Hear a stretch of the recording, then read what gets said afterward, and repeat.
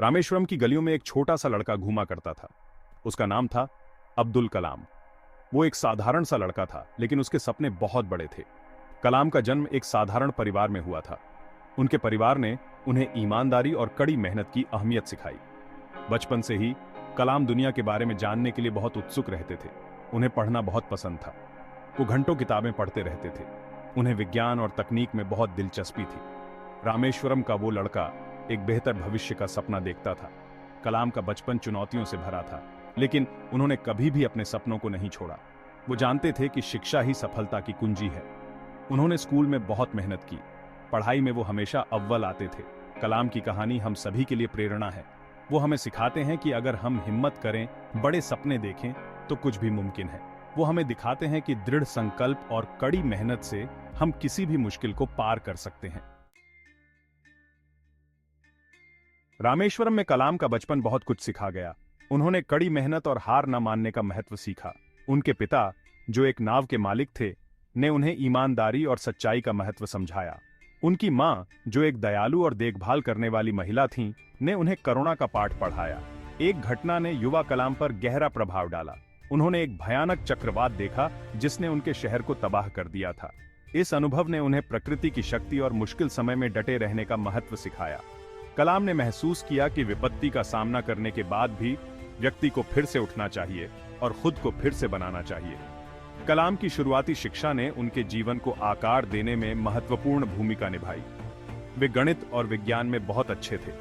उनके शिक्षकों ने उनकी प्रतिभा को पहचाना और उन्हें आगे की पढ़ाई के लिए प्रोत्साहित किया।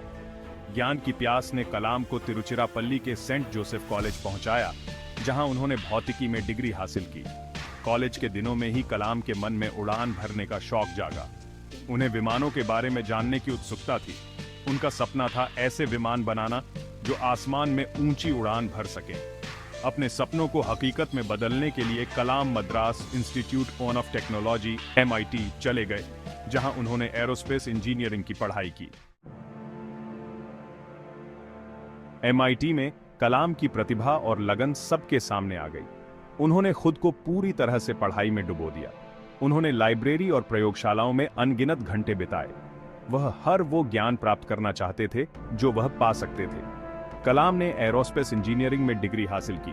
ग्रेजुएशन के बाद कलाम रक्षा अनुसंधान और विकास संगठन DRDO में शामिल हो गए। उन्होंने एक छोटे से शहर के लड़के के रूप में शुरुआत की थी। अब वह भारत के मिसाइल मैन बनने की राह पर थे। DRDO में कलाम ने कई अलग अलग परियोजनाओं पर काम किया।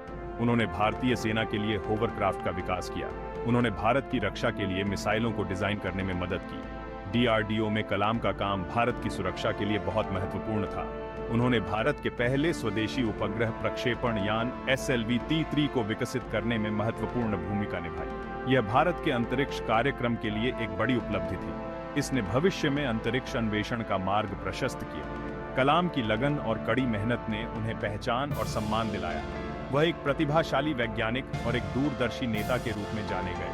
भारत की रक्षा और अंतरिक्ष कार्यक्रमों में उनके योगदान को इतिहास में हमेशा याद रखा जाएगा।